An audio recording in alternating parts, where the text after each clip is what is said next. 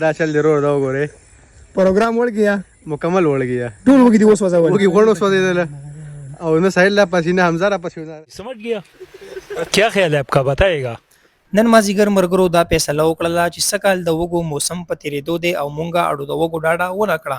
ټول مرګري یو ځای ته راغونډ شو څوک لاړل خشاکې راوړو څوک لاړل وګي رامات کړل څه ملګري لګیا وو وګي سپینول څه لګیا وو سایډ ته اورې بله وو څه ملګري سایډ ته لګیا وو په خپلو ګپو شپو دا په سایډ چې کوم مرګري ناست دي ساحل دی خارس دی طارق دی زیما او زما خوا کې جمشید ناست دی مونږ پنځه واړه لګیا وو خپل منځ کې مو ګپې شپې لګولې او زاړه یادونه مو تازه کول دې ډاډې ته زه د یوې میاشتې نه په انتظار کې وم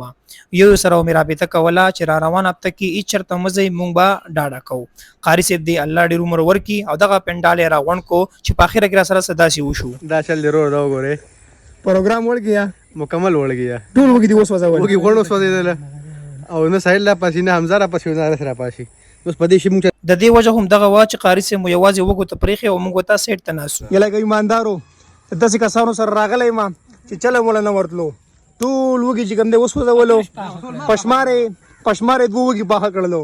نه اور بلولی شي نه وګي پخولی شي ټول غوړ وګي خارڅ وسوځول اورئ دا سړی خو صرف ناست دی صرف تیار ته پروت دی تیار مال راوړي تیار به یې خورم